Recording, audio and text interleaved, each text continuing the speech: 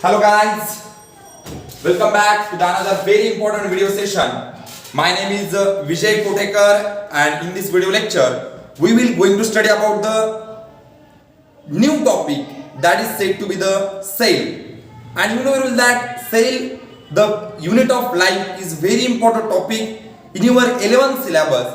That's why I am going to take the whole basic things of that topic. The name of the topic is cell, the unit of life. चलो ठीक है. अभी sale तुम्ही इयत्ता 10वीला पण शिकलेला आहात, 8वीला पण शिकलेला आहात, 9वीला पण शिकलेला आहात. लहानपणापासून तुम्हाला सेल ही कन्सेप्ट गेलेली आहे, बरोबर आहे की नाही? प्रत्येक ऑर्गॅनिझम या पृथ्वीवरचा सजीव तो युनिसेल्युलर असू द्या, अदरवाइज तो मल्टीसेल्युलर असू द्या. ओके, तो युनिसेल्युलर असू द्या, अदरवाइज तो मल्टीसेल्युलर असू द्या, प्रत्येक ऑर्गॅनिझम हा मेड झालेला आहे कशापासून? सेल पासून. ओके, म्हणजे याचाच अर्थ असा होतो cell is the structural and functional unit of living organism. Point to note. Cell is the structural and functional unit of living organism. Unit of living organism. Living organism. लक्षात. Sale हे structural आणि functional unit आहे living ऑर्गॅनिझमचं.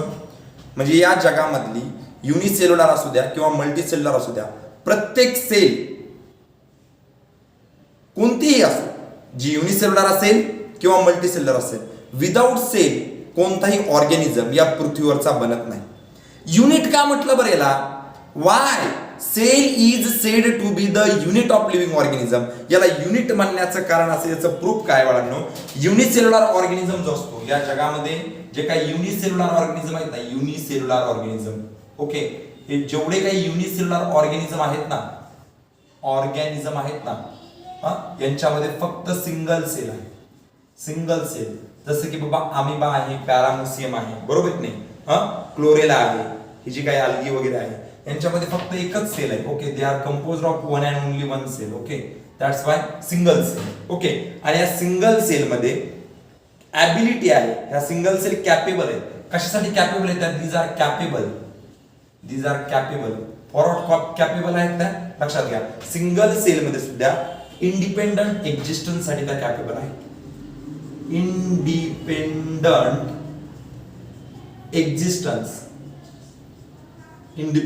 Existence. दुसरी जो गोष्ट बघितली आपण, प्रत्येक cell is able to perform all basic function. Able to perform all basic function. Okay, बघ लक्षात घ्या. सिंगल सेल युनिसेल्युलर ऑर्गॅनिझम असते आणि सेलला युनिट मानण्याचं कारण एवढंच, लक्षात घ्या. सेलला आपण काय म्हणतो? Unit. Cell is the structural and functional unit of living organism हा शब्द प्रयोग आपण वापरतो, बरोबर आहे की नाही? मग याला युनिट का म्हणतात? ओके, त्याचं काय रिझन आहे?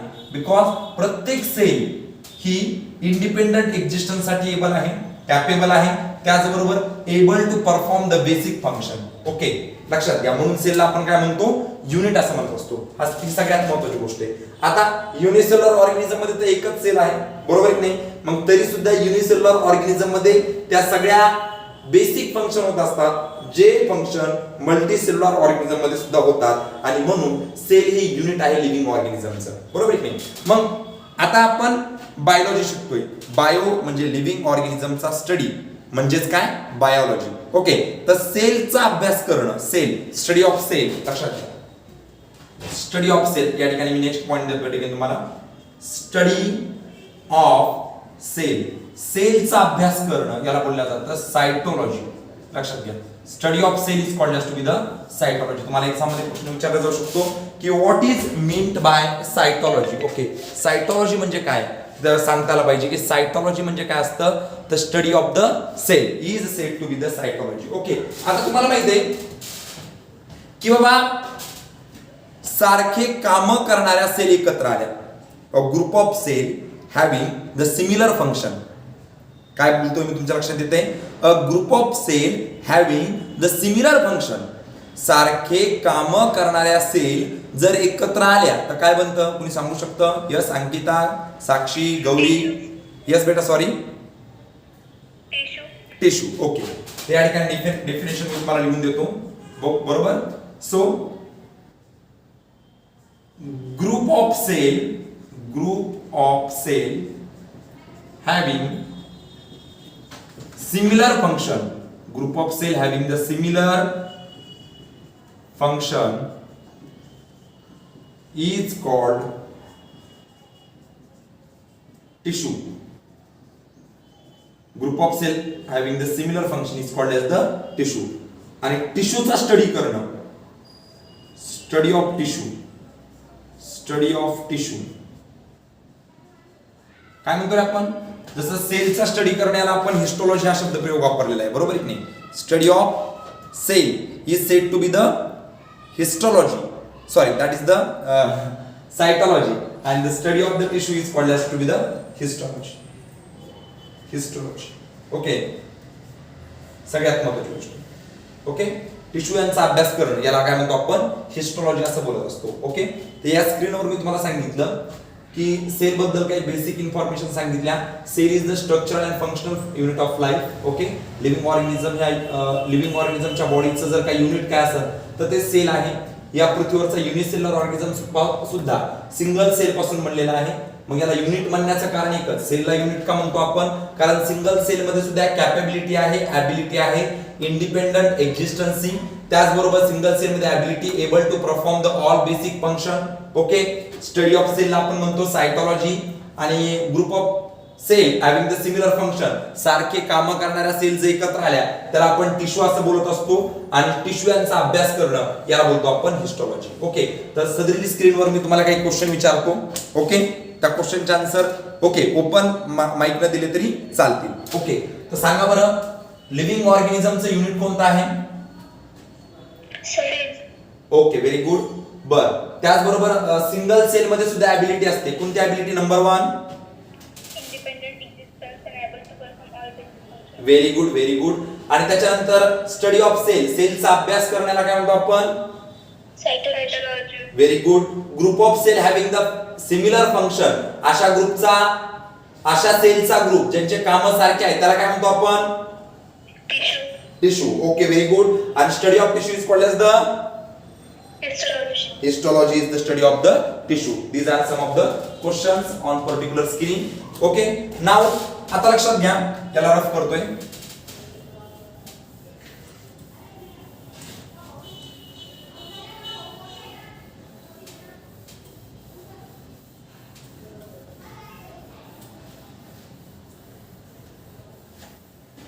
बघा मी काय सांगतो आता या ठिकाणी. जर आपण विचार केला, तुम्हाला दोन प्रकारच्या सेल माहित असतील बघा, types of cell. Okay. Types of cell. Okay. दोन प्रकारच्या सेल तुम्हाला माहित असतील. नंबर 1 म्हणजे प्रोकॅरियोटिक सेल, प्रोकॅरियोटिक सेल. आणि नंबर 2 म्हणजे eukaryotic cell, eukaryotic cell. Okay. Prokaryotic cell आणि युकॅरियोटिक सेल. कोणी सांगू शकतं मला what is the difference between prokaryotic cell आणि eukaryotic cell? Anybody from you?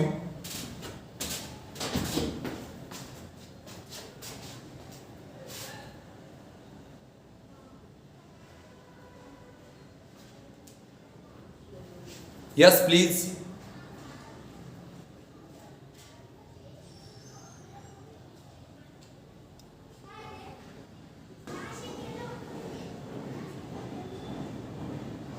चला तुम्हाला बोर्डवर दिलंय प्रोकॅरियोटिक सेल आणि युकॅरियोटिक सेल. ओके. तर काय असतं सांगा बरं प्रोकॅरियोटिक आणि युकॅरियोटिक सेल बद्दल? यस बेटा. चला ठीक आहे. तर एक लक्षात घ्या, सपोज दॅट ही एखादी सेल आहे, ह्या सेलला हे न्यूक्लियस आहे. Okay. This is the cell, cell membrane असं याला म्हणू आपण, सेल मेम्ब्रेन. ओके.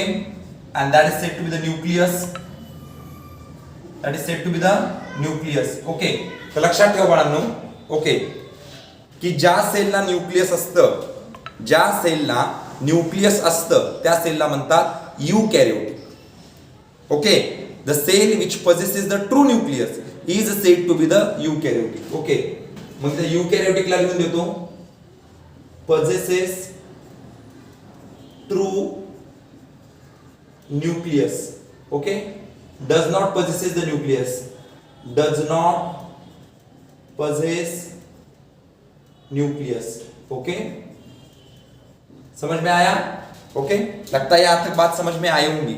बोलिए, आपको अभी समझ में आया यूकैरियोटिक और प्रोकैरियोटिक के अंदर बीच में जो डिफरेंस है वो समझ में आया? Yes, no?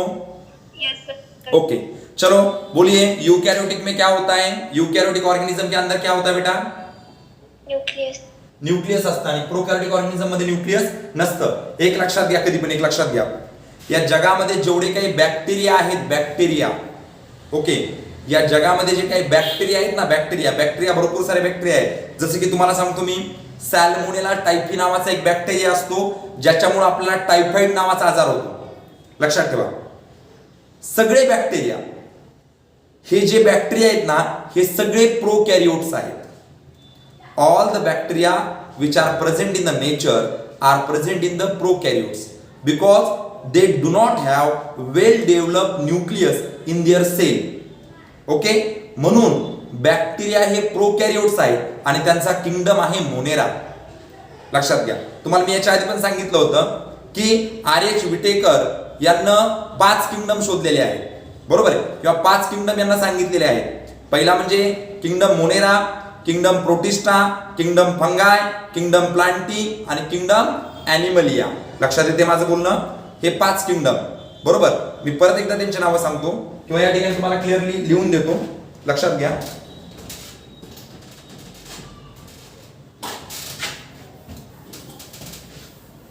बघा, लक्षात घ्या.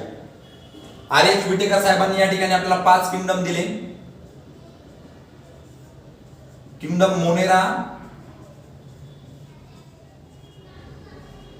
नंबर दुसरा म्हणजे तुमचा प्रोटिस्टा. नंबर तिसरा म्हणजे तुमचा किंगडम फंगाय. नंबर चौथा म्हणजे तुमचा किंगडम प्लांटी. नंबर 5वा म्हणजे kingdom animalia. Okay, these are some of the kingdoms which are given by R.H. Whitaker in his 5 kingdom system.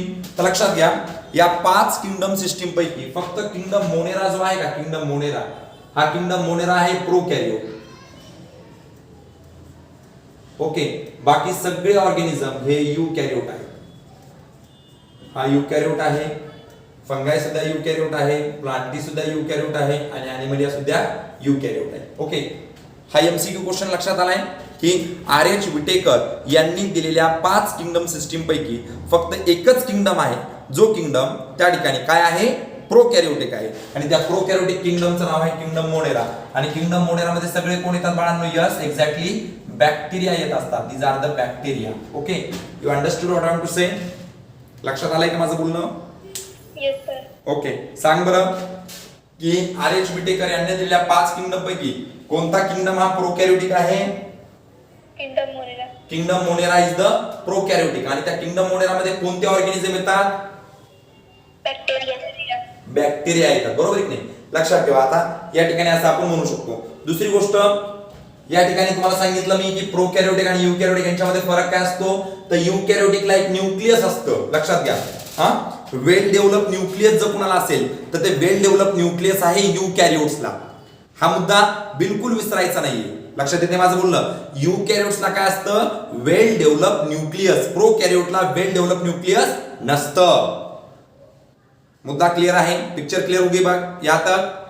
बोलिए जल्दी से. Yes sir. Yes sir. Very good, very good. Okay, चलो ठीक है. तो अभी हम देखेंगे यूकॅरियोटिक सेल क्या होती है. यूकॅरियोटिक, ओके, कारण यूकॅरियोटिकची तादाद जास्त आहे ना आपल्याकडं, बरोबर आहे. किंगडम मोनेराला सोडलं तर बाकी सगळे किंगडम हे त्या ठिकाणी यूकॅरियोटिक आहेत, बरोबर. तर आपण जनरली यूकॅरियोटिक सेल बद्दल आज शिकूया.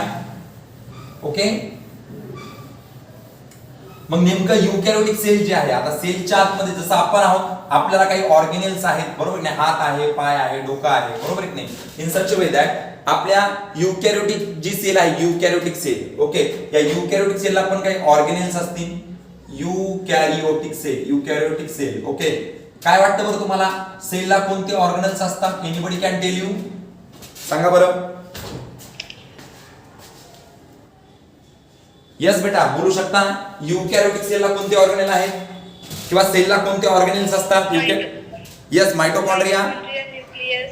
Very good. Cell membrane. काय म्हटली बेटा? Cell wall, cell membrane. Cell wall, cell membrane. बरं, अजून बरोबर आहे. चला एक एक लिहून देतो तुम्हाला मी की सेलला कोणते कोणते त्या ठिकाणी ऑर्गेनेल्स आहेत. लक्षात घ्या. नंबर 1 म्हणजे plasma membrane. Plasma membrane, okay. Plasma मेम्ब्रेनलाच आपण म्हणत असतो cell membrane. Cell membrane, okay. Plasma मेम्ब्रेनचं दुसरं नाव आहे सेल मेम्ब्रेन. दुसरी गोष्ट जर तुम्हाला सांगितली मी तर सेलला असतं cell wall, okay. Cell wall, okay. Cell wall असते ना बाळांनो, सेल वॉल. पण लक्षात घ्या सेल वॉल ही फक्त बॅक्टेरियामध्ये असते. आता बॅक्टेरिया तर युकॅरियोटिक मध्ये येत नाही, त्याचा विषय संपला, बरोबर. प्लांट, जेवढे काही प्लांट या पृथ्वीवर आहेत ना, या प्लांटला सेल वॉल असते बाळांनो. लक्षात येते माझं बोलणं. आणि किंगडम फंगाय, लक्षात आलं माझं बोलणं. किंगडम फंगाय आणि किंगडम प्लांटी हे जे काही युकॅरियोट आहेत ना, या युकॅरियोटिक मध्ये सेल वॉल असते. बोलण्याचा अर्थ कळालाय सगळ्यांना? यस बेटा बोलिए जल्दी से. Yes sir. ओके. यस, बाकी गौरी साक्षी बोलिए, जल्दी बोलिए. चला, सेल वॉल कोणामध्ये आहे? किंगडम प्लांटी मध्ये आहे आणि किंगडम फंगाय मध्ये आहे, बरोबर आहे.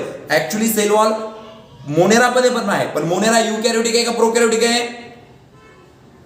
Prokaryotic. Very good, okay. So अभी यहां पर रहता है सेल के अंदर एंडोप्लाज्मिक रेटिकुलम. एंडोप्लाज्मिक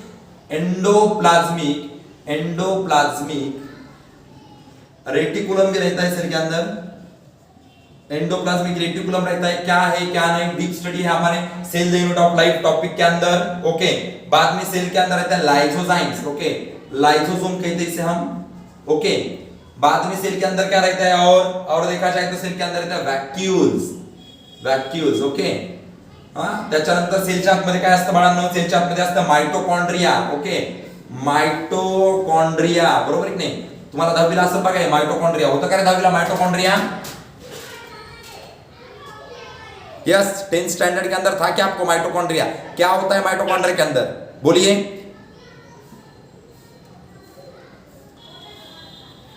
यस, माइटोकॉन्ड्रियाच्या मध्ये काय होतं? एनर्जी तयार होती. एनर्जीचा फॉर्म कोणता आहे? यस, बोल बेटा बोल. यस यस बोलू शकते. माइटोकॉन्ड्रिया मध्ये एनर्जी तयार होते, माइटोकॉन्ड्रियामध्ये एनर्जी प्रोडक्शन होतं. बरोबर. आणि त्यामुळे त्याला आपण म्हणतो power house of the cell, बरोबर की नाही? Power house of the cell, power house of cell, okay. Cell का पावर हाउस किसे कहने का? माइटोकॉन्ड्रिया को कहने का, बराबर है कि नहीं? बाद में देखा जाए तो सेल के अंदर यूकैरियोटिक सेल के अंदर प्लास्टिड भी रहते बेटा. प्लास्टिड असतात सेलच्या मध्ये, प्लास्टिड, ओके. त्याच्यानंतर यूकैरियोटिक सेल मध्ये सायटोस्केलेटन एलिमेंट असतात बाळा. सायटोस्केलेटन एलिमेंट पण सेलच्या आतमध्ये आहे, ओके. आणि सगळ्यात महत्त्वाचे म्हणजे सेलच्या आतमध्ये यूकॅरियोटिक सेलच्या आतमध्ये न्यूक्लियस असतं. न्यूक्लियस लक्षात घ्या. सेलच्या आतमध्ये काय असतं? Nucleus, okay. Cell possesses the nucleus is the characteristics of the eukaryotic cell. हे विसरायचं नाहीये, ओके. तर या ज्या काही गोष्टी आहेत ना, ह्या फक्त यूकॅरियोटिक सेल मध्ये असतात. आता तुमच्या एक लक्षात आलं असेल की मी रायबोझोमचा उल्लेख याच्यामध्ये केलेला नाहीये, बरोबर आहे की नाही? रायबोझोम जे प्रोटीन तयार करतं, जे प्रोटीन सिंथेसिस मध्ये इन्व्हॉल्व होतं, बरोबर की नाही? त्या रायबोझोमचा उल्लेख मी यामध्ये केलेला नाही. पॉइंट लक्षात येतोय का? यस नो बोलिए. सर गोल्गी बॉडी पण आहे ना? हो यस, गोल्गी बॉडी पण आहे, ओके. Just 1 minute. इसके अंदर गोल्जी बॉडी भी है, देखते हैं यहाँ पर 10 नंबर लिख देते बेटा. गोल्जी बॉडी है, ओके. कैमिलो गोल्जी ये साइंटिस्ट का नाम था जिसने गोल्गी बॉडी डिस्कवर किया. यहाँ पर लिख के देता हूं Golgi body, okay. Golgi body. So plasma membrane, cell wall, endoplasmic reticulum, lysosome, vacuole, mitochondria, plastid, cytoskeleton element, nucleus, Golgi body, these are some of the organelles which are present in the eukaryotic cell, हमारे body के अंदर रहते बेटा, बराबर नहीं, हमारे body के अंदर मतलब हमारे सेल के अंदर, और सेल के अंदर इतनी सारी चीजें रहती बेटा, ओके। तो यही होता है बेटा कि सेल के अंदर बहुत सारी चीजें होती है और ये चीजें कोऑर्डिनेट वे से वर्किंग करती है, कोऑर्डिनेट वे, बरोबर की नाही, हे कोऑर्डिनेट वे काय आहे काय नाही आपण डिटेल मध्ये सिलेबस मध्ये बघणार आहोत, ओके। पॉइंट लक्षात आलेला आहे, सांगा मला पटकन, यस सांग, ओके चलो राइट डाउन द पॉइंट, जल्दी से पॉइंट लिख लो।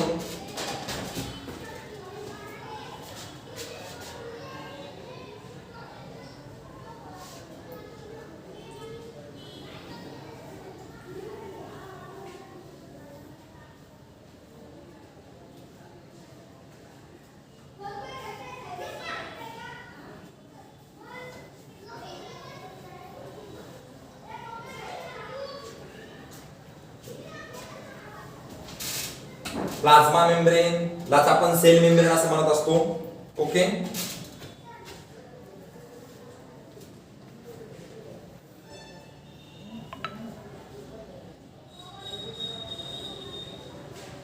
लिहायचं झालं की सांगा मला,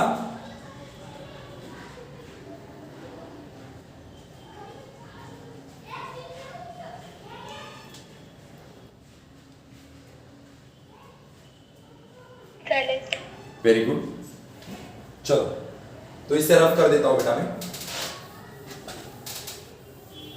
बर, काही जनरल नॉलेजच्या गोष्टी म्हणजे बुक मध्ये आहेत, डायरेक्ट क्वेश्चन बनतो त्याच्यावरून ते तुम्हाला मी डायरेक्ट लिहून देतो, ओके, ज्याचा वापर तुम्हाला सिलेबस मध्ये नक्की होईल, ओके।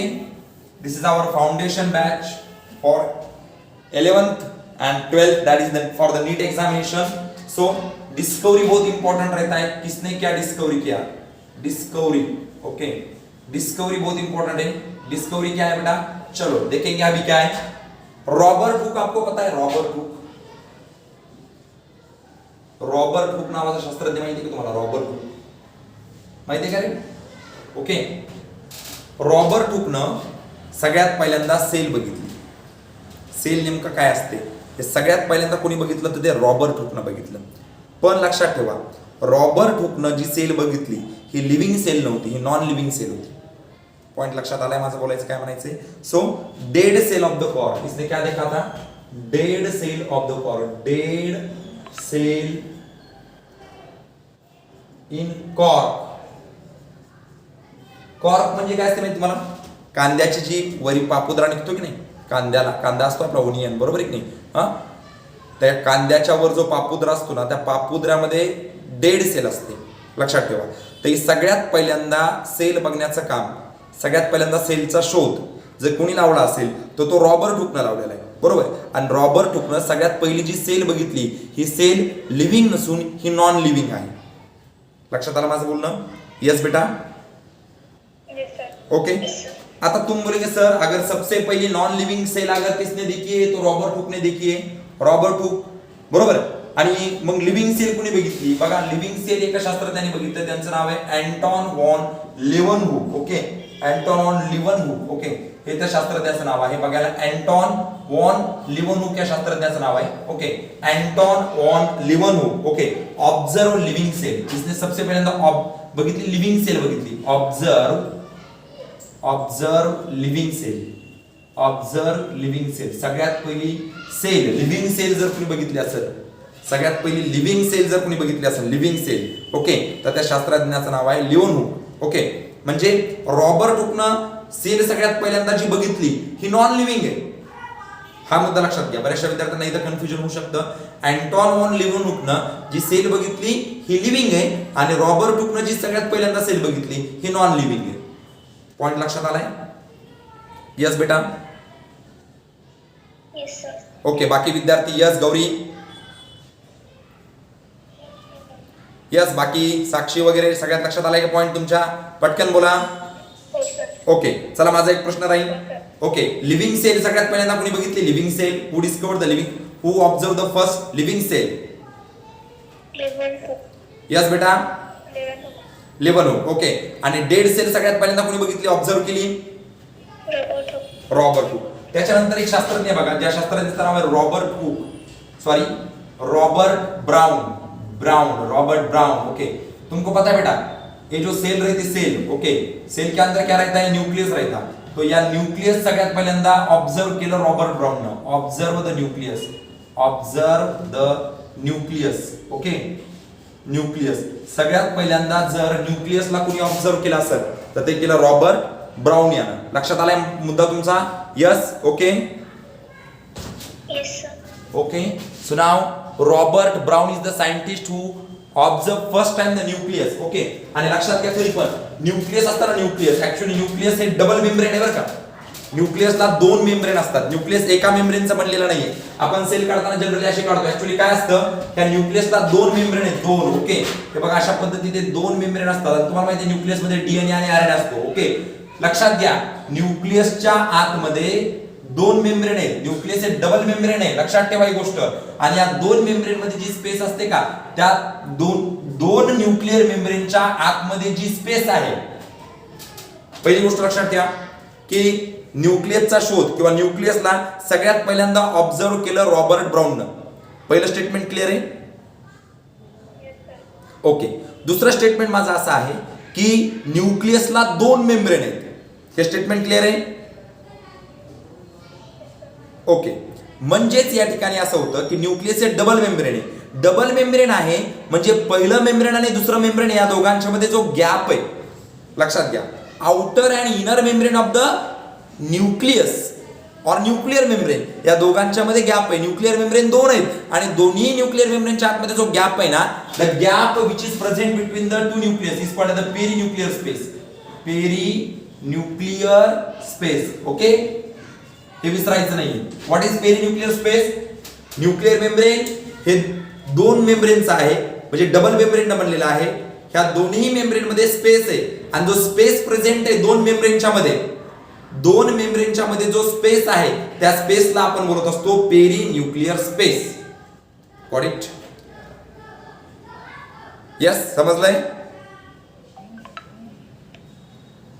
यस बेटा, बोलिए अंकिता, साक्षी, गौरी, जल्दी बोलिए। Yes, yes, sir. ओके, त्याच्यानंतर एक लक्षात घ्या क्रोमॅटिन काय असतं, क्रोमॅटिन एक लक्षात घ्या, क्रोमॅटिन नंबर 4 कुणी कुणाचा शोध लावला हे शिकतोय आपण, क्रोमॅटिन। तुम बोलेंगे सर क्रोमैटिन क्या होता है, क्या आपको क्रोमैटिन पता है? बोलिए जल्दी से, क्रोमैटिन माहिती तुम्हाला? Yes, no? सांगा बेटा, क्रोमॅटिन माहिती का? अंकिता, अंकिता लक्षात येते का माझं बोलणं तुला? माहिती का तुला क्रोमॅटिन? साक्षी, क्रोमैटिन माहिती का तुला? यस, बोलिए जल्दी जल्दी से बोलिए, क्रोमैटिन पता है क्या?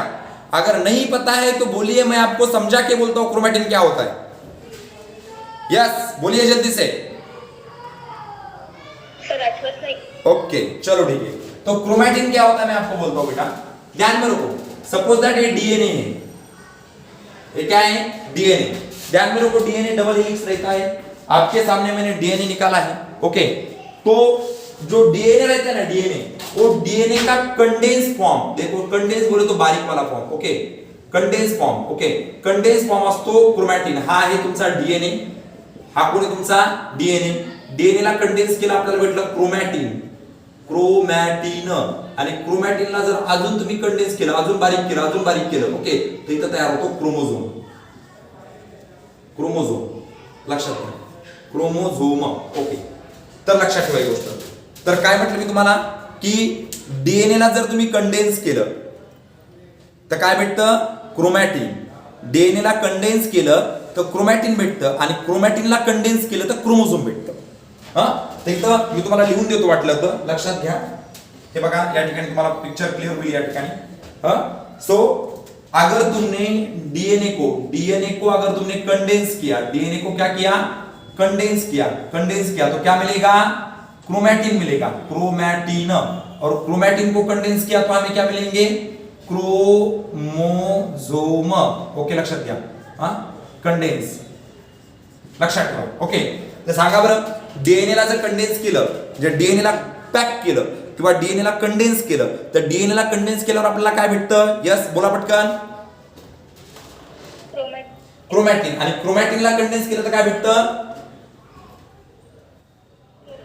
क्रोमोझोम्स. यस, बोला. सगळ्यांनी सांगायचंय. अंकिता सांग बरं. जर आपण डीएनए ला कंडेन्स केलं तर डीएनए ला कंडेन्स केल्याच्या नंतर आपल्याला काय भेटतं?